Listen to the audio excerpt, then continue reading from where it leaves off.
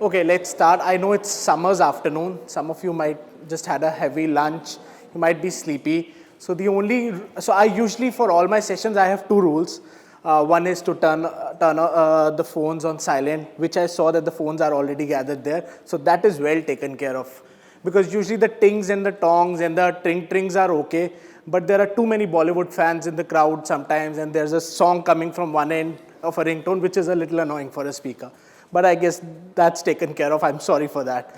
The second rule is don't fall asleep. It's okay if you are sleepy. If you can manage your head well, you can probably doze off. But don't fall off sleep on your neighbor's shoulder because he probably might be interested. So if you want to sleep, don't snore loudly and just keep your head steady. If you can manage that, sleep, else just stay up for the next 1 hour, 45 minutes or 1 hour that we are here. So as we now know, this is the topic. Let's just move right ahead. I don't have too many slides. I don't have too much gyan, but I'm probably sharing a personal journey. This is a journey I've had. Incidentally, I started my journey from Sonipat. I'm born and brought up in Sonipat. I did my school all through the way 12th in Sonipat. Then I moved to Delhi for college. Then have been in Delhi, Gurgaon for work all this while. Mostly Gurgaon now that I've settled in Gurgaon. So this is me. That's my email, Twitter, anywhere you want to connect, and the website. This photo is interesting. As you would have guessed, this is a beach photo. Every one of us, when they go to beach, they take some crazy photos. Most of them we don't put up on Instagram. But when I talk about building a personal brand, it's very important that you stay grounded. Now you understand the meta context of the photo. You need to stay grounded. You need to do certain things, and which is what we'll talk about in the next 30, 60 minutes. You need to understand how branding works, and you need to know yourself. You need to do a lot of things to make a personal brand. And I'm an independent consultant. I'm also a technology columnist, and I write as freelancer for a lot of publications. I'm the editor at a couple of publications. So a lot of people think that personal branding is important to people like me. Because if I build a personal brand, publications would invite me to be their editor or write something for them. If I build up a big brand as a consultant, brands, big corporates would come to me and give me consulting assignments, which is what will pay my bills. But that's slightly mistaken view, because everybody needs personal branding. Whether you are in a job, whether you are an independent freelancer like me, whether you are a doctor working at a hospital, whether you are a politician, whether you are an independent business owner, like a store owner or something. And I'll tell you why with everybody. So you understand personal brand is important for people like me. If you are in a job, if you take up a job, and that's a regular job, you join a corporate organization in whatever skill area you are, whether management, engineering, technology, you take up any job, and then you realize when you step into that organization, you really like the appointment letter that comes. You probably join a Microsoft or a Google or a EY, pretty nice package, nice campus, and you step in and you realize there are 50,000 more people in the organization.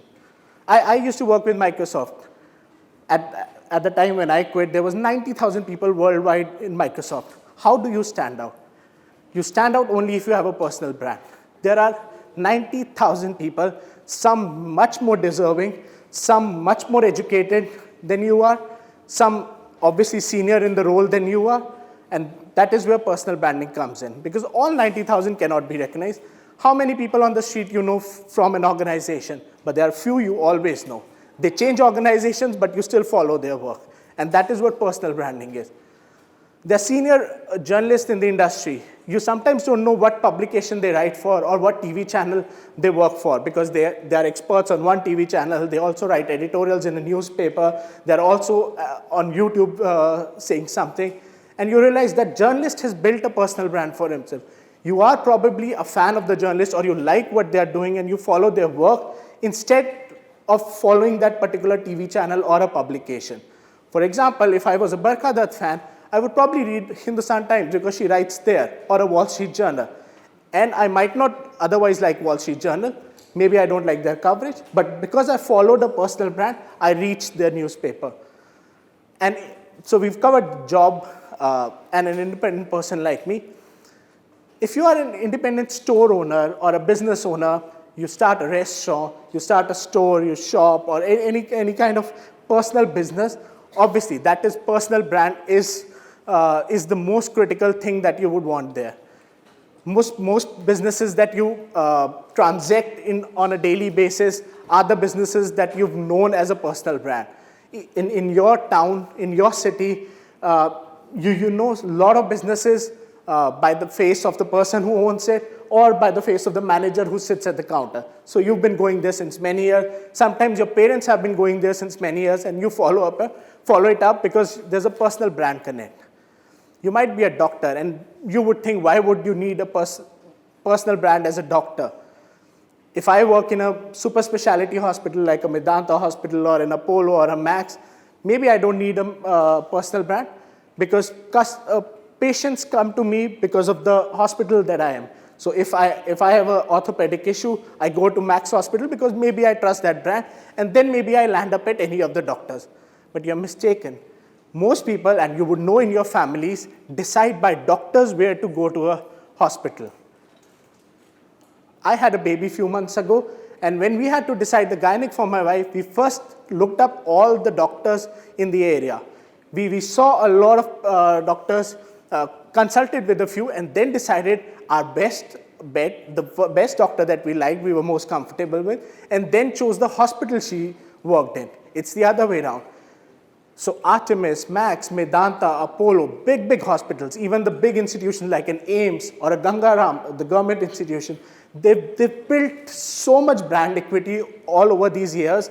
The private sector hospitals, of course, have spent so much in marketing and branding, but that is not what drives patients to them. What drives to them is personal brand of the doctor.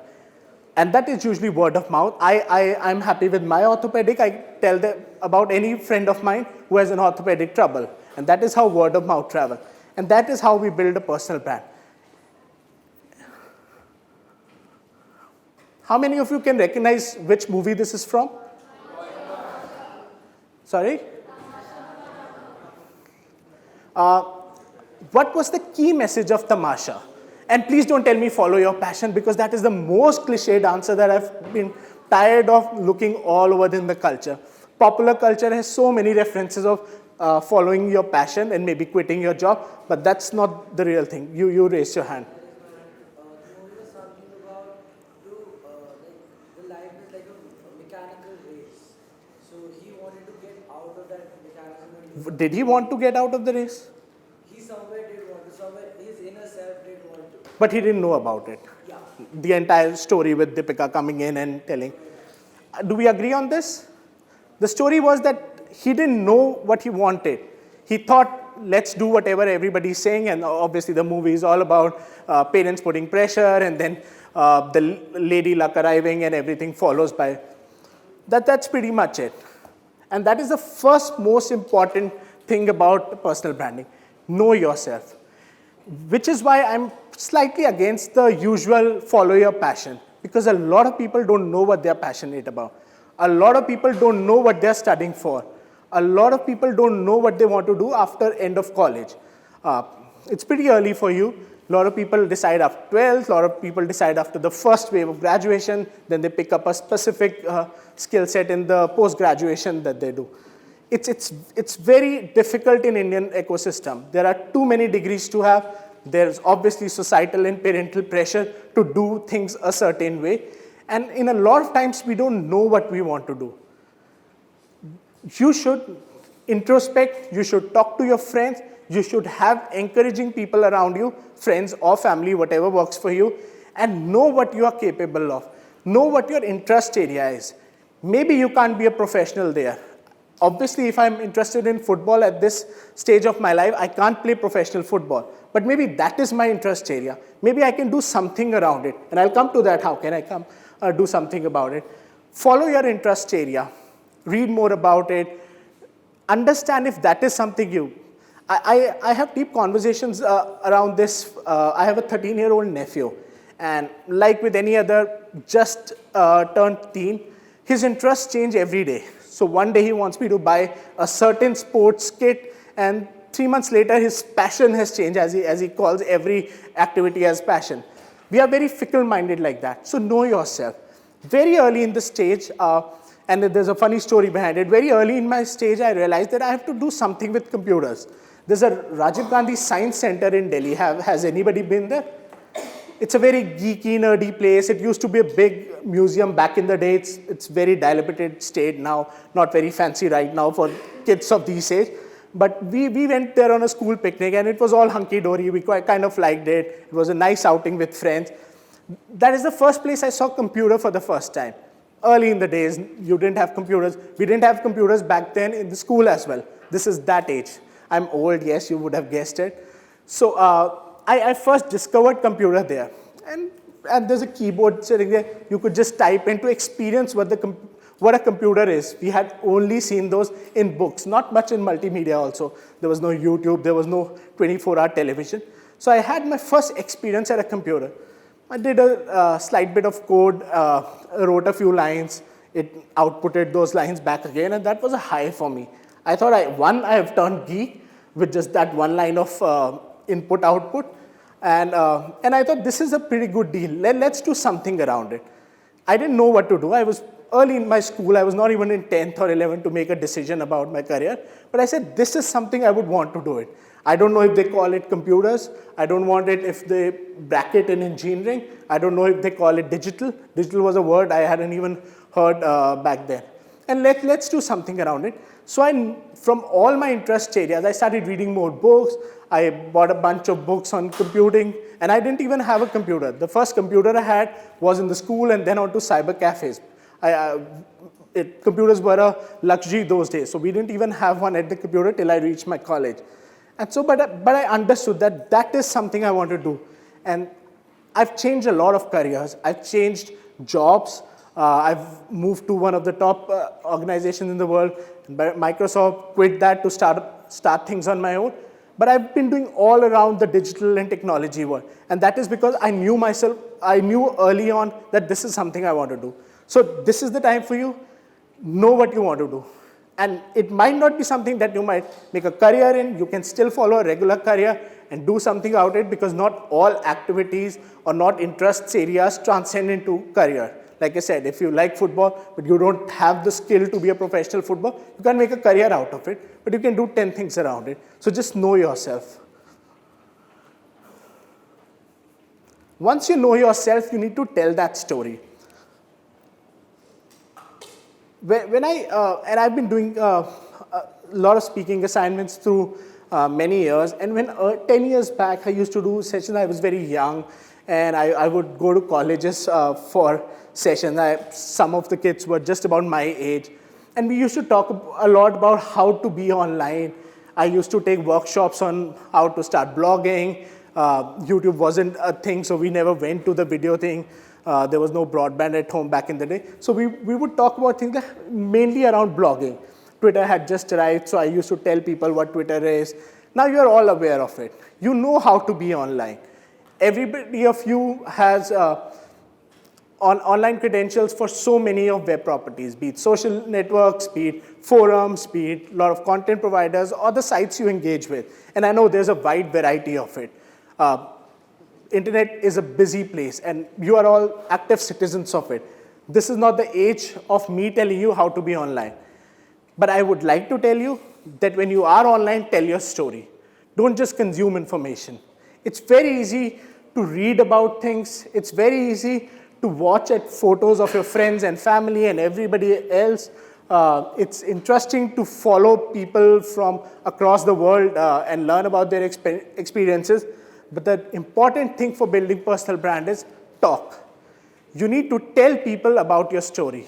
You need to tell what you've been doing, what you can do, and what your skill area is. I gave a football example, very peculiar example, when I said, even if you can't make a career of it, this can be something. And why I used that example was because a friend of mine was a big sports enthusiast, played a lot in the clubs in Delhi, could never make it to any professional level, limited skills, not everybody is skilled to be a professional player. He started a website long back, And it was his personal blog. It was a blog about sports. He used to write about, I watched this match, it was interesting, and mostly his opinion on the match that he's watching. And he wrote about anything.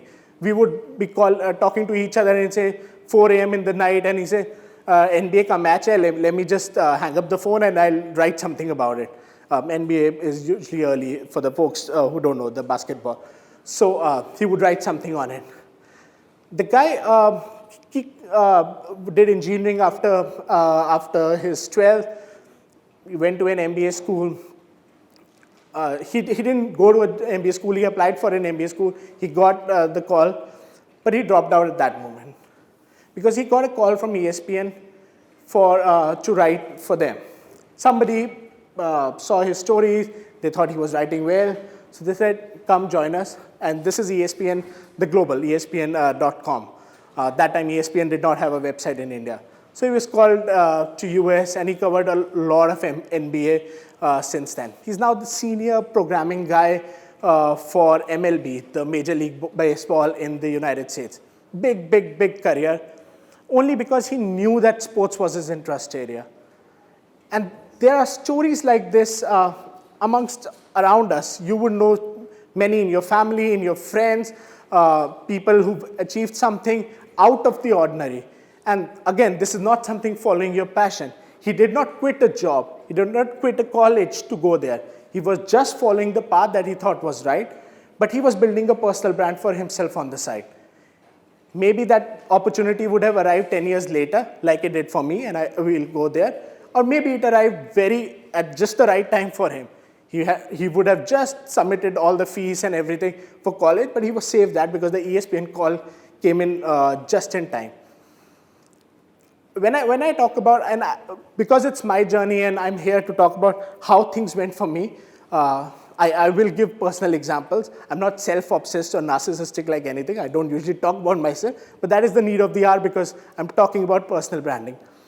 I've changed 3 careers through my few years of professional life. I did my BTech, and I joined the job like most engineers in the world would. I had no problem. I was following my passion. Like I said, I decided that I have to do something with computers, and that is all I knew. When I was in 10th, everybody said to do something in computers, you must do a BTech in computer science or IT. So I said, okay, let's do that. I was not much aware. And so 11th, 12th, I took the normal non-medical path. I took engineering, average middle tier college, went about 4 years without any interesting thing. The only interesting thing I did in those 4 years was outside of the college. I started going to a lot of technical sessions. Anywhere there was a technical session that was open for everybody, because most of the industry conferences are very expensive, tens of thousands of rupees or hundreds of dollars. But there are a lot of free events that a lot of organizations did. In my case, Microsoft used to do a lot of technology sessions. And college was boring. College was the technology that was predated by about 10 years. So I wanted to follow what's really interesting. And all that was because I thought, college ke baad achhi placement milegi. Because that was the only small ambition that there was. I said, let's learn technology from outside because college mein kaun padhata hai. And then we'll follow the job and keep everyone happy, including the family. So I started going for those sessions. In my case, it was Microsoft. They used to do a lot of sessions in Delhi. Every fortnight or so, I'll bunk college. I'll go to their session. I started learning. So for anybody who's technology inclined, .NET was the big technology back then, 2002, 2003. And I started attending those sessions from experts, some of the people from Microsoft, senior guys. And I was in the back seat, very in awe of them, of how they spoke, of what they knew in technology, of the position that they were in at Microsoft, senior leaders. All these conferences happened in fancy 5 stars, and I was like, this is pretty interesting, right? If you study well, maybe you reach there. And I started doing that. I started attending a lot of sessions. And once those sessions started growing, I started contributing more to the community. I started taking sessions in my college. I was the geeky guy in the college that everybody came to for their lab assignments because I was the only guy who could code that well at college. One of my projects was selected as best in the university back then, and most people just copied, pasted projects back in the college. Nobody did anything special for the project, but I was pretty geeky, so I would make something and present. So I was the geeky nerd in the college. And I did all that. So I had a good validation of friends. Everybody who looked at me as a geek, I felt very proud. That didn't mean I got great grades in my college. That didn't mean I got campus placement. But I was feeling very happy about myself while I was in the college. Microsoft saw that enthusiasm and they made me a student partner. They used to run a program, they still do, although it is now very diluted. Back in the day, it was very selected students in India. So we were 13 back in the day. So I was one of the 13th Microsoft student partner. They saw my activity, they saw my work. They made me a Microsoft Student Ambassador, which was a global recognition. Back in the day, only about 50 odd people in Asia were Microsoft Student Global Ambassadors. And I felt very proud. I said, I've arrived and I can just go to any organization tomorrow after college and they'll hire me. And Microsoft would give me t-shirts and give me bag. And as a geek kid, that was just the best thing that you can have. And I got all that. I stepped out of the college and I realized nobody cared. Because the job with traditional BTech is you go to Infosys, you go to TCS, or any of these service provider companies, or if you're really geeky, or if you're from a great college like an IIT or something, then you probably land up at a better position. And by position, I mean better role in the organization. Because with service provider companies like Infosys, TCS, Wipro, you just join as a software engineer and there's not much interesting things to do. So I said, I don't want to go there. I didn't sit for any of the placement exams. I just made a mental bias in my mind against the service provider companies. That is wrong. I'm sure they are doing some great work. But at that stage of my life, I said, this is not interesting. I joined IBM after 3 months after I finished college. It was majorly a KPO, knowledge process organization. In a scale of how organizations are, there is a BPO, then there is a KPO, then there is IT-enabled services, which is what the entire TCS. I said, let's not go there. Let's try it KPO, because there I'll be rewarded for what I do. I joined that. 5 months later, so there was 3 months training. After training, I went to work 2 months on the floor, and then I quit. And I started with a startup. Startups are very cool now. They also pay well. When I joined a startup, they didn't pay. So I was told that you need to join. 3 months, we'll work together. If there is something we can do together, then you'll be paid. I was living out of a home. So this was in Gurgaon. My home was in Sonipat. And so I had to manage my living expenses as well in a different town. But I said, let's do it. Startups weren't very cool. So I lost all the credibility that I had gained all the years. Some friends mocked me because I did not have a salary. Family was obviously very flabbergasted by this decision, who would quit IBM and join a startup.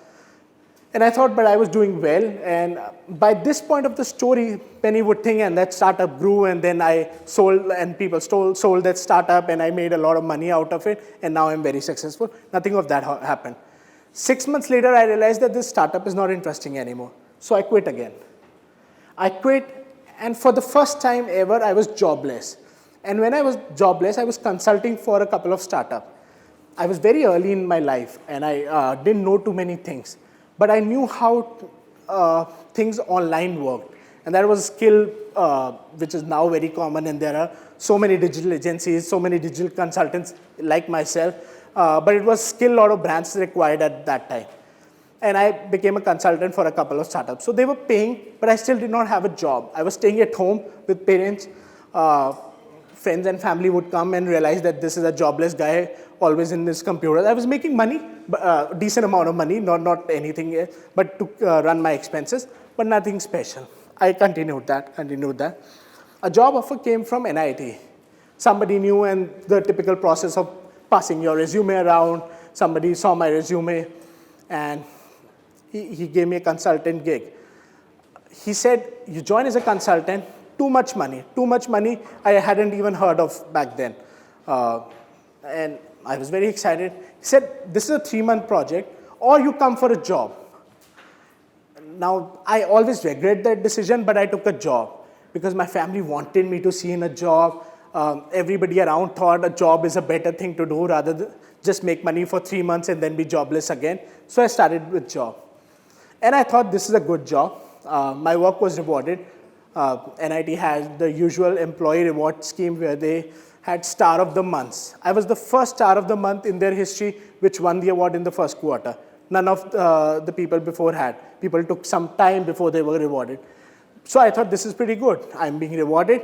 There was not much money, but okay, we'll grow in life. I was a single guy with not much expenses and requirements. So then let's continue it. Let's settle here. Let's do a good job here. And maybe I'll be rewarded with rewards or also promotions in salary. And I started that. Meanwhile, all this while, from my college days to now, I was working on my passion, which was connecting with communities on technology.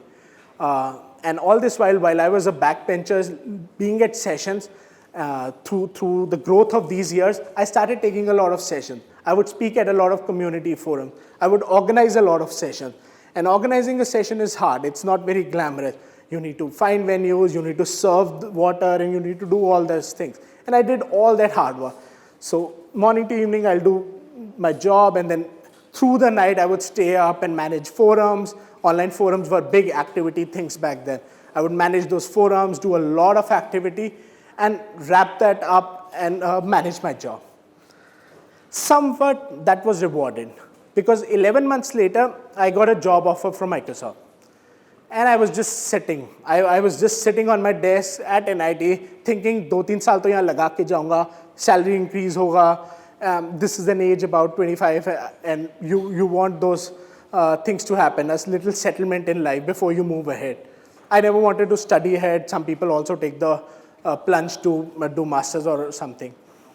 Microsoft job offer came.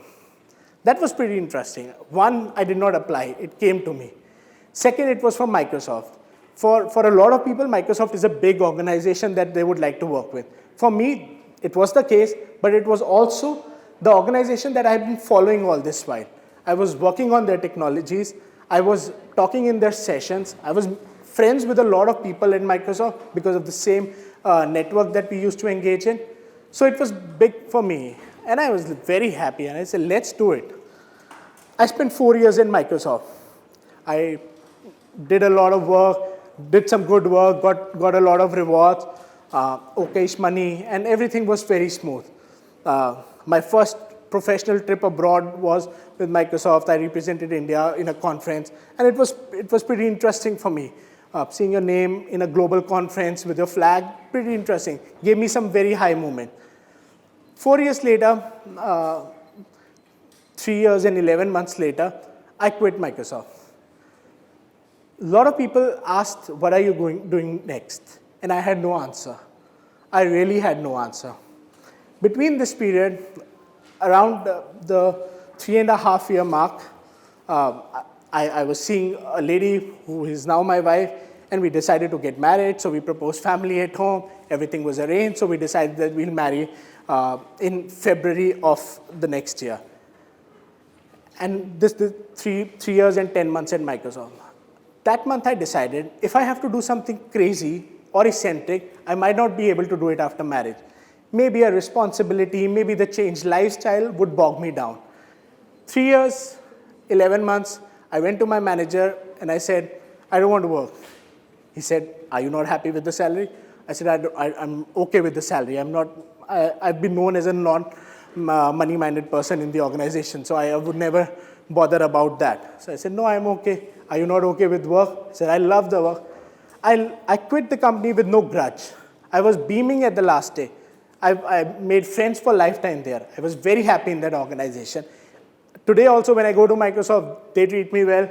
I'm happy to be there. It was a good association. But I quit because I wanted to take that risk. I had 6 months to get married and 6 months to consider if something can be done. I didn't know. I had no plans. The only plan I did was I wanted to be a digital consultant.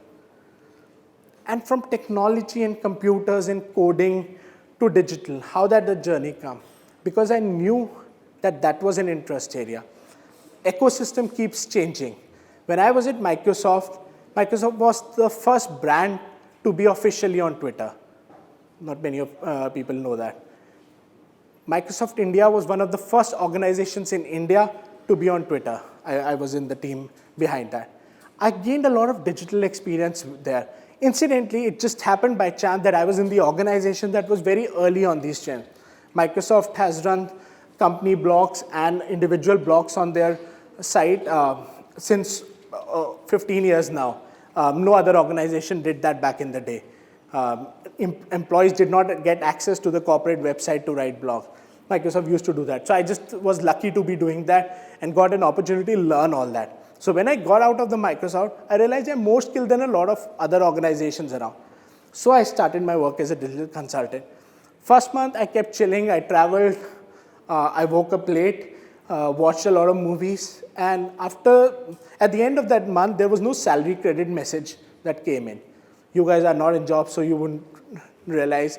But for all the people who are in corporate organizations or salaried, get an SMS from their bank when their salary is credited. And that is what most people work for. 30 days get me to do anything. At the end of the 30 days, you get a salary credit SMS from your bank.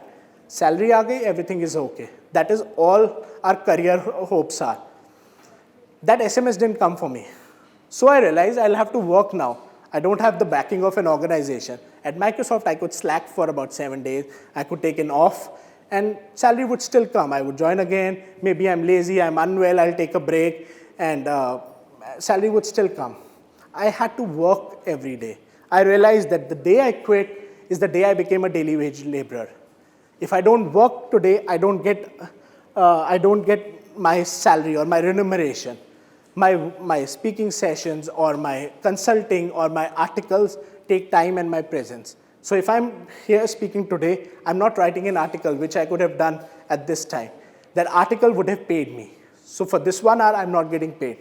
So I became a daily wage laborer. I realized this is a huge change.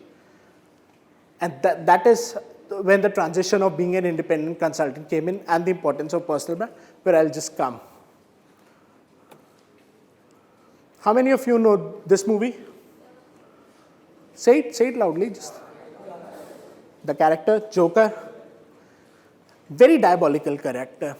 When you put up a slide deck, you put up impressive pictures of leaders, senior statesmen of politics, business leaders like Bill Gates or Steve Jobs. It's awkward to put a so-called villain here.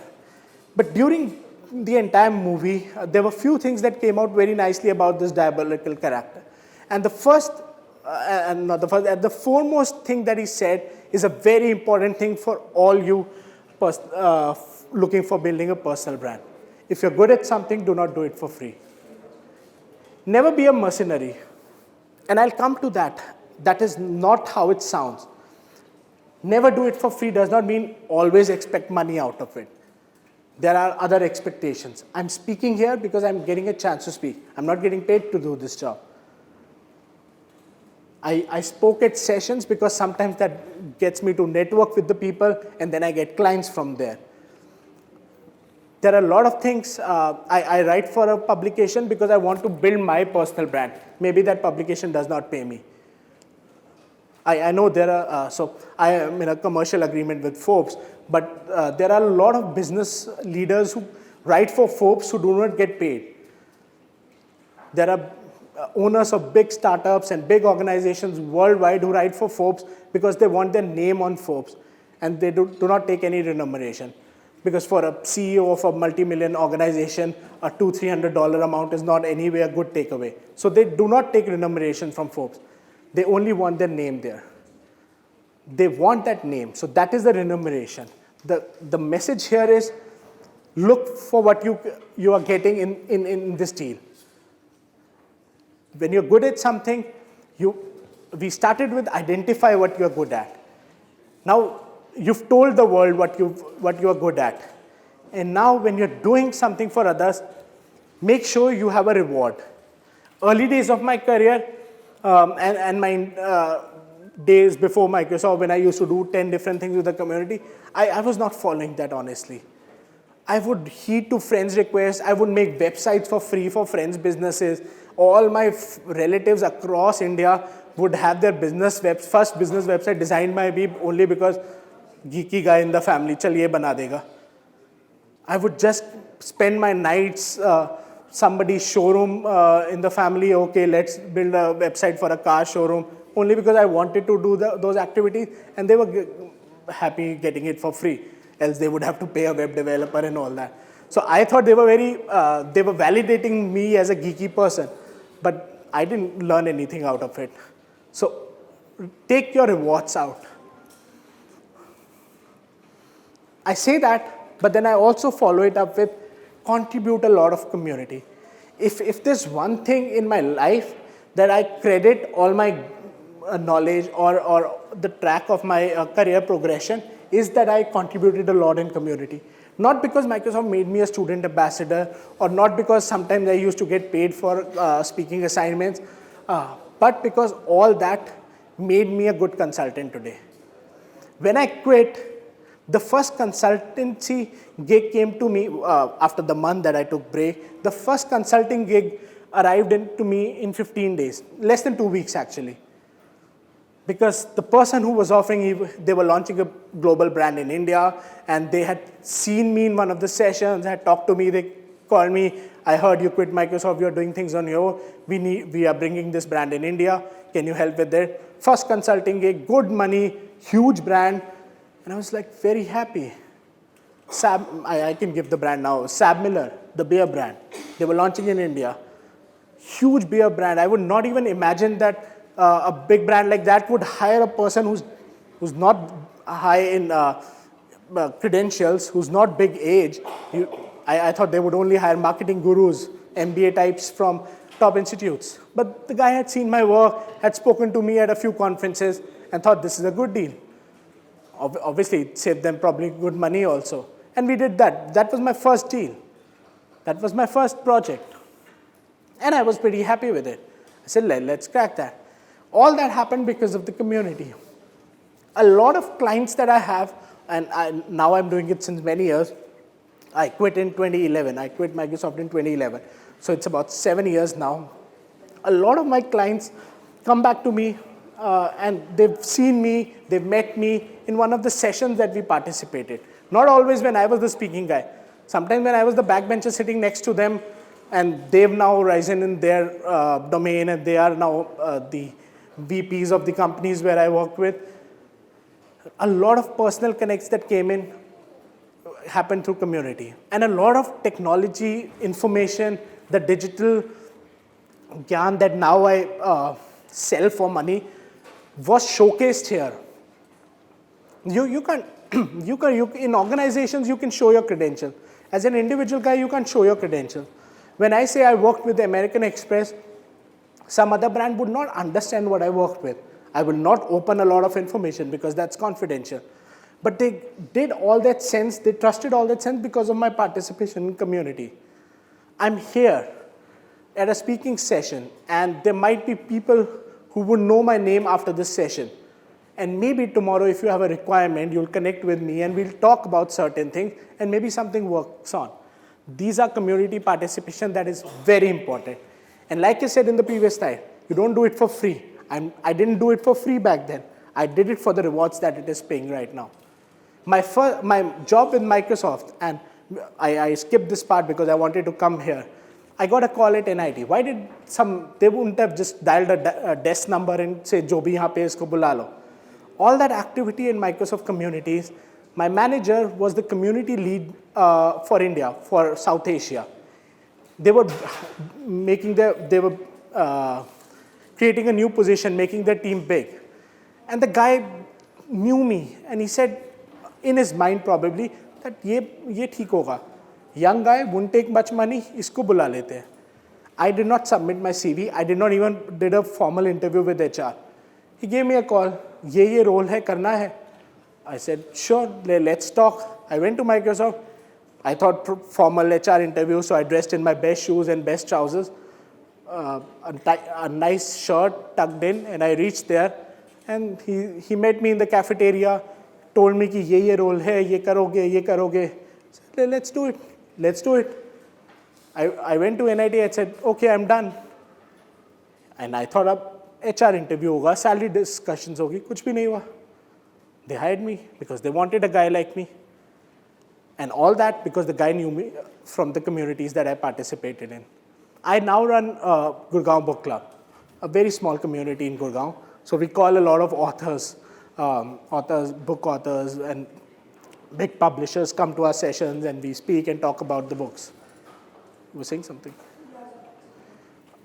So a lot of authors come to our sessions. One of the publishers came in last year. And so there was this author session, author was speaking, and the publisher of that book was there in the audience. And we started getting talking. It worked out pretty well for us. The publisher, and I was looking to write a book back then, and there was few things that I wanted to work in. The publisher enrolled me in a workshop for writers. So I'm now in that workshop for writers, so if I'm publishing my book, the publisher is ready to publish. You know how hard it is to find a publisher? I did not go looking for it. I just run Gurgaon Book Club because I like reading, I like books, so I started this community. It is a non-commercial entity. We don't charge from people, the authors don't charge for coming. Every month we meet at a Saturday, authors come, we have a great session, some of the top authors in the country have come, and it was all hunky-dory, and that is all what I wanted. That is not my job. I'm not a publisher or a literary guy. I'm just a small writer. But I got that offer. I said, let's take it. So I'm on their rolls. So 2018, 2019, whenever I want to write the book, the publisher is already ready. So people write their books, people write their manuscripts, and they don't get a publisher, some very deserving guy. But just because of too much contribution in the community is where it leads you. I can't more enforce on this that the key to anybody's career is how they participate in the communities. And my last, so I did a 5 things to build a personal brand. This is the 4th one. The last one also gets back to community because that is where you'll do whatever I mentioned next. Participate in, like I mentioned, a peculiar example like football. Participate in sports club. Participate in forums. And the communities aren't only offline. It's not only gatherings where you meet people like a Gurgaon Book Club that we have. There are online communities. There are people who meet at forums. I know people from Twitter for 10 years and we've never met. The first formal editorial job I took was a cricket website back in the day. And yes, I used to write a lot about cricket. I don't do it professionally now. So was a person who used to follow me and understood that I understand cricket a lot. And I like writing a lot and I'm probably skilled at writing. He was starting a startup about cricket. It folded, so it's not online right now. So they was just starting this startup. He gave me a call. This was 4 years since I had known him, only on Twitter. I hadn't met him personally. And he offered me the job of editor-in-chief at that website. I was at Microsoft. I was just happy in my career. It wasn't too big, but I was okay with it. It was good floating around. But this guy comes in, and I was just writing on my blog. It was just my personal opinion. And this guy offers me an editor-in-chief. The title of itself was a pretty big deal for a 25, 26-year-old guy. And I took that opportunity. I got a small equity in the startup. Unfortunately, the startup folded. The publication went offline. We did not find funding back in the day. But that was my first professional gig only because of my contribution in the community, because I was active on Twitter and I met him on Twitter. I met that guy finally in 2 years back, 2016 or 2015. And I've known him since the first. So I joined Twitter in the first year that it launched, 2004. So since then, I've known that guy. I never met him. He offered me 2 gigs already. Now he's consulting for me on a certain thing. We met only once in 2015. There are too many online communities where people work, talk, network, show their skills, which is why the storytelling, you need to tell your stories to people. And all that happens, people see your work. And that can be anything. Yesterday, somebody started a music startup and somebody wanted coverage, and I said, I can't do it because I'm a tech guy. And we were just talking, and one of the guys in Mint Lounge, the newspaper Mint, Live Mint, the guy from Mint Lounge connected, and they are now talking to each other. All this conversation happened on a forum, on a music forum, which is usually considered leisure for people. A startup is getting coverage. A reporter is getting something to cover on a forum which is a music lounge online. Tell your stories, contribute your stories, contribute your content, and you'll always get rewards there. How many of you have seen this movie? Oh, thank you. I thought the Joker and Tamasha was pretty evident. Yeah, go ahead. The Intern. Pretty interesting story relative of our times. There's a cool startup where the startup owner bikes her way into the office and an old ruddy guy. So I'm somewhere between them. I'm not that briefcase carrying guy. I still carry a leather bag, but I'm also not the 25-year-old startup guy. So basically, we also wrote the entire story. Now you worked so hard to reach where you are. And even in this movie, it shows that even at the age of 60, when he's about to retire, he works as an intern. So I really wanted to, I think the kids also would want to know that any moments of giving up or any moments where because quitting these many jobs, is very difficult because you become answerable to your peers, your colleagues, your family. So I really want to know, if it's okay, about your personal experience. Any moments of where you thought that that's it. The moments of uncertainty. I'll come to that after this, yeah. Most important, the guy at 60 has to learn the tricks and traits of how a startup works. When I spoke of my journey, I mentioned that I'm a B.Tech. A lot of you are not, I was a B.Tech in IT, so a lot of you are aware of what happens there. Then there's the typical technology jobs that I did, up to leading to Microsoft, where I was majorly handling communities and packing and giving digital support. And then as a digital consultant, I've changed my path all along. And that is because I did not stop learning. I've still not stopped learning. And I'm not saying that I've done PhD and I'm now double doctorate. I've kept learning new things. Every time I travel to a new country, I learn that language. And I don't learn the full extent of it, but I learn the conversational part of it. Except China, which has been terrible. I've made few trips and I've still not ni hao, and that is all I know. But I went to Spain, I learned a little Spanish so I can talk to the waiters, to the cab drivers, and get my way around it. There are a lot of people who at late stage in life start learning a new skill. I recently started learning Urdu because I quite like the language, and I randomly started learning. I've dropped it. I've not covered my course since a while. But I thought about that. But that is things that interest me. I keep learning something on Coursera. All of you are aware of Coursera? If you're not aware of Coursera, do check it out. Also, there's Simply Learn, and there are many others. There's edX, which is free and pretty good. Even a lot of my peers. How many of you know Vikram Chandra? Vikram Chandra from NDTV? Okay, one of the senior most editors in the country. He's the editor-in-chief and CEO of NDTV. That guy, I meet him often because he does the Gadget Guru show, and a lot of times I'm on that show as an expert. So, and I thought he's a senior guy, foreign educated, editor-in-chief at one of the top English channels in India, and also awarded so many awards globally. Most people in NDTV, including me, are in awe of him when we meet him. This guy told me that he every month he does a new Coursera course. I said, why do you want to learn so much? But there's too much that he covers, and there's too many changes in the ecosystem. So maybe 5 years later, he knew about the terrorism and everything that was happening that he was reporting about, but now he has to also learn about the ISIS and the Syrian crisis. There is a course about that somewhere online. Keep learning. You are too early, so I'm not only talking about the 60-year-old. When you reach that age, keep learning. Every day, learn about something. When I was at college, I know I should have done better at college. I did not get too many good grades, but I also was learning outside. I was going to those sessions at Microsoft and learning technology. Did it give me instant placement and a fat pay packet? No. But did it teach me something in the long run? Yes. I've been writing for top publications across the world. I'm the editor at Android Authority, which is the top global tech publication on Android. I write for Forbes, again, one of the top publications.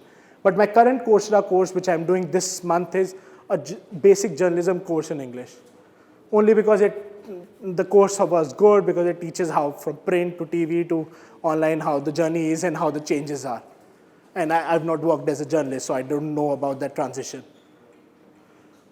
That was a good course. Would give me. I don't need a job. I don't go job hunting. But for people who are in jobs, like my wife is, she does all those courses, and then those certificates get added to her LinkedIn. So every time she's looking for a new job, or she's applying somewhere or interviewing somewhere, she has added credentials of all those. I don't need those certificates. So my needs are more learning and less rewards. But keep learning. If you are a football enthusiast, and I'm going to back to that example. If you are a football enthusiast, read those books. There are collections of best books on football. Just read those books. No more than following the match and following your latest football play, following your latest favorites, and following the World Cup and just be done with it. How the society transformed as a football nation.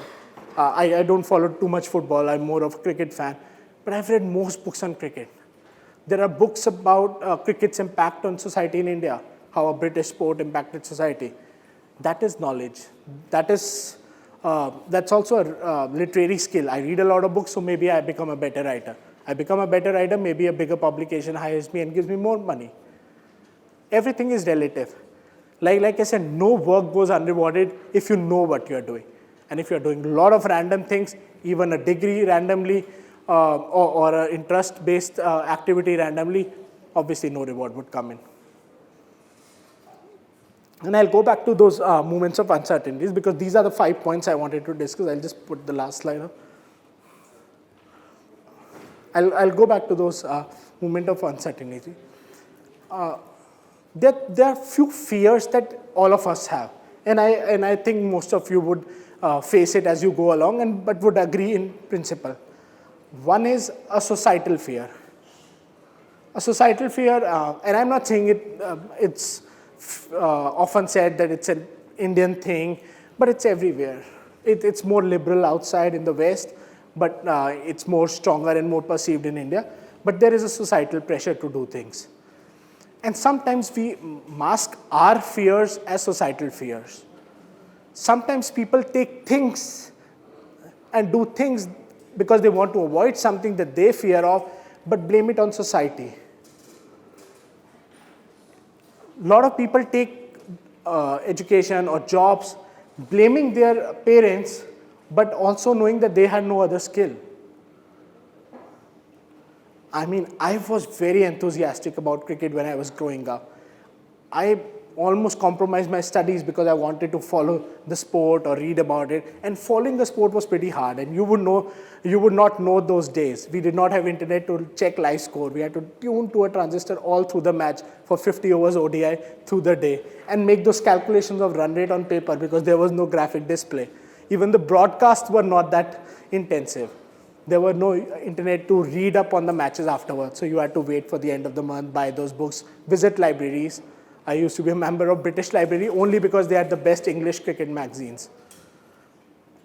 So all those things made me a big cricket enthusiast. And maybe I would have done a job, and 40 years later, in my plush job as a VP of a company, somebody would ask me, you did a boring job. And I would say, yeah, मुझे तो cricketer बनना था, घर वालों ने बनने नहीं दिया. I'm lying. I'm masking my fear or lack of skill on my parents or on the society. I did not have the skills to be a cricketer. The real pressure that society gives is that they want to see you form a career, a path that is well established. Somewhere that is a little disturbing in India because there are some erratic career choices, like me quitting a good organization and becoming independent, not knowing how money would come. Those are awkward choices. And I did it with conviction and I did it with support of the family. But those are awkward society choices. But in most cases, if you know what you are doing, if you can establish with conviction what you are doing, people would fall in line. There are extreme cases, of course, where the parents really do not support careers, and we've seen all around in popular culture some people who've had major successes and now are celebrities would tell you that their parents did not support or things like that. But apart from those few extremes, most parents just want good of their kids. Society wants to see you as an established professional because they want somebody to have a normal career, not do erratic things in life. Your parents just want good of yourself. Make money, yes, they want that. Get married at a certain age, they want all that. But if you do all that with conviction, you support your hunches and your things that you want to do with basic facts, you tell people of the examples, it's easy to convince them. It's easy to let go of those fears that society is giving. सबसे बड़ा ये रोग क्या कहेंगे लोग? Society would always put pressure. Like I said, family would be taken care of. Society would always put pressure to fall in line that they've formed. It's better to not follow that line. And I'm not saying that as a rebellious kid. I'm not saying everybody of you to be rebellious. A doctor, a family who wants their kid to be a doctor, the kid is happy being a doctor, then he becomes a top doctor in one of the hospitals, is not something that is put in pressure. That is something that the society likes. That's a very ideal career growth. It is not always good to be rebel. Like I said, I can't be rebel and choose cricket as a career because I did not have skills to it. But you know where to say no. But you need to know where to say no, where to drop that line.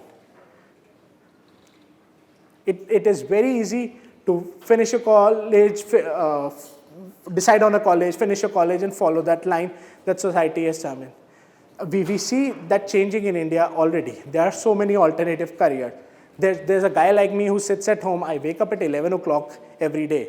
There's a guy like me who wakes up late, sits at home, works for clients across the world, and then sleeps happily. There's money for me also. There's not only the regular jobs that are careers now. You would know out in your family and friends and in popular culture, you would hear of people doing so many interesting things in creative arts, in journalism, in the fields of music, movies, advertising, creative professionals. There are so many interesting careers to choose from. All that breaks back to, have you built a brand around it? Are people willing to listen to your thing? Do you know that you are interested in something? Our first point, know yourself. And have you built a story around it? And can you narrate that story to your family first and then to society when you're choosing a career? I mentioned briefly when I was talking about Microsoft to independent gate. That was the biggest uncertain moment for me. I thought I had lost my father a few months ago back then. And almost with no support, I had to take that hard decision. I thought if I get married, and a salary cushion is a very good thing. And when you get married, I also moved to a bigger place because I was living as a bachelor in Gurgaon, had no real requirements. I had just recently purchased a car back then. But I thought if I get married, maybe I'll need to buy a bigger house, and we actually moved to a bigger house. Maybe I'll need to buy a better car. And of course, the living expenses of a family start increasing as you go married. I had a fear that is the decision right?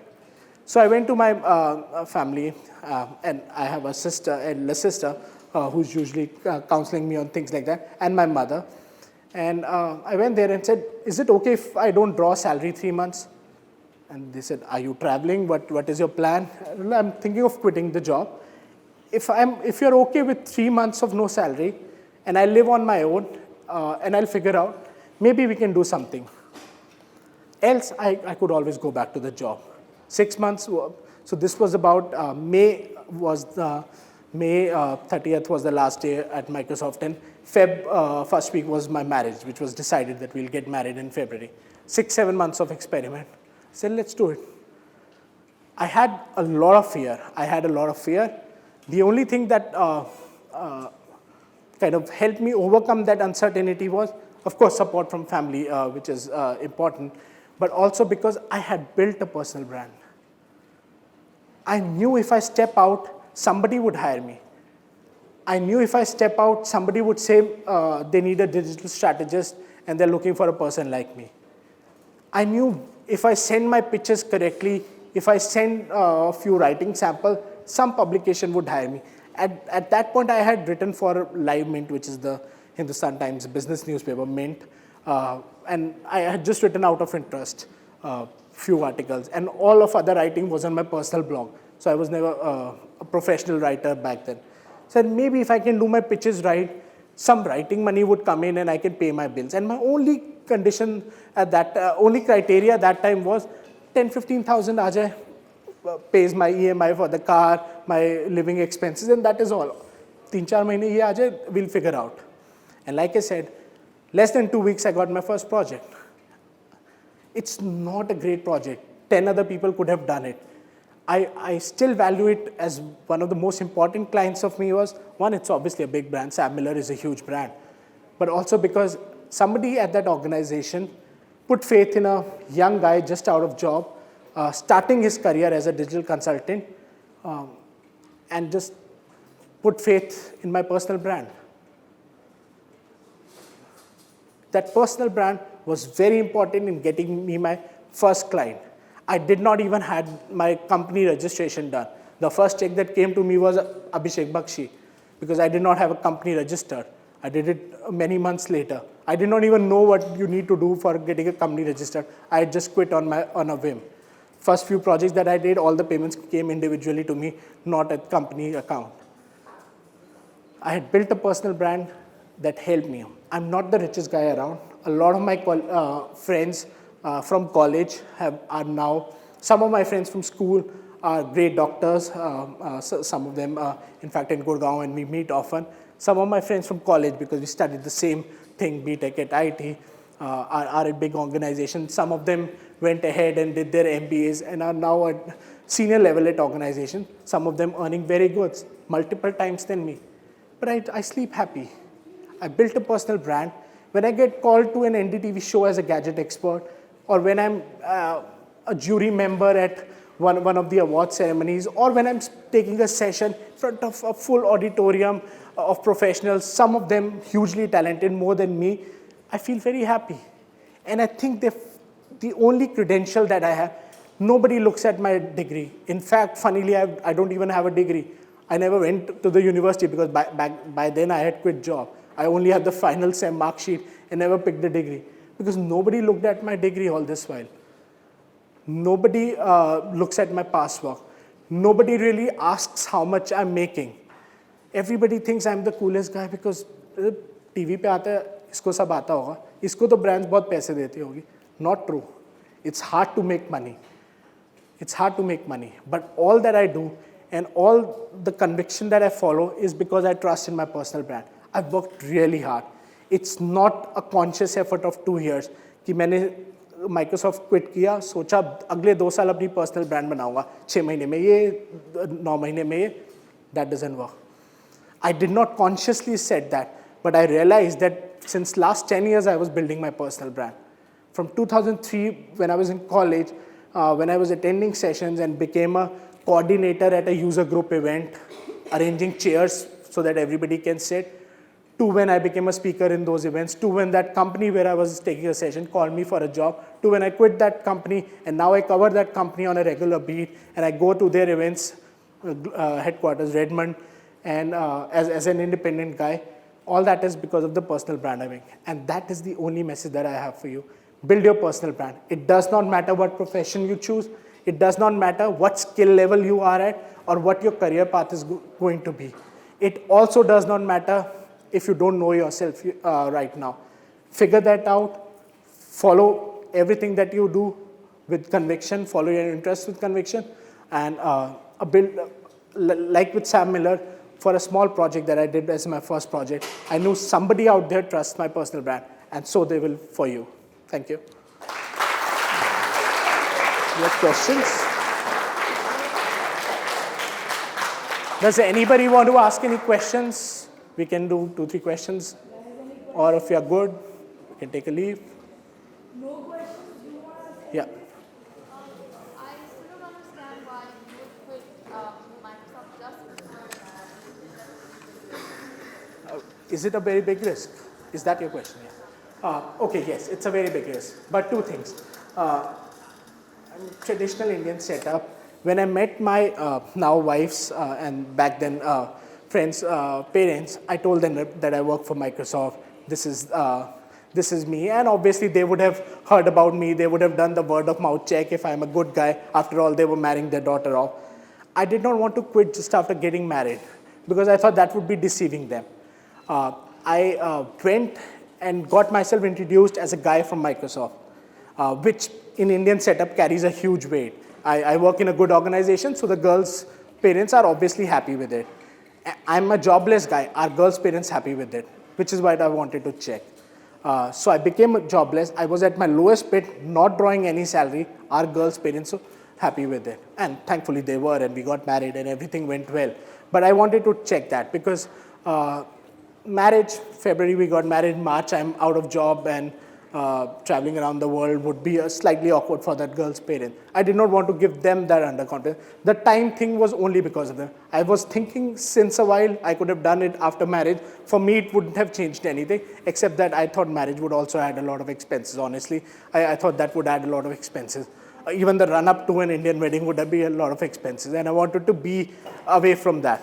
But I majorly based that decision on how the girl's parents would react to being a jobless. I did the first engagement ceremony that we had was when I had no job. So all my friends kept joking that all people when they're jobless go looking for jobs and you are looking for a girl. So I was the only jobless guy who was getting married just because the lady who's now my wife trusted me and their family thankfully trusted me. Any more questions? Let's go.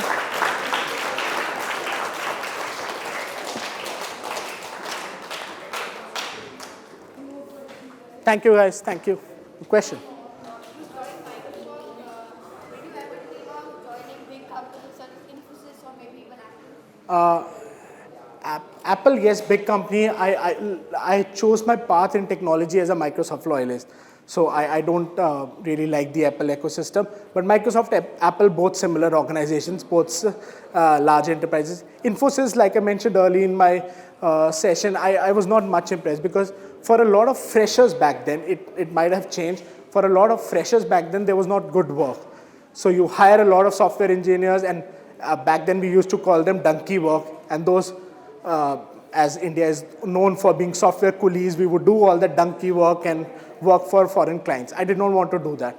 So yes, Microsoft, maybe I would have stayed many years or moved to a IBM or a bigger organization like Apple, but I quit, so that never came in. No questions?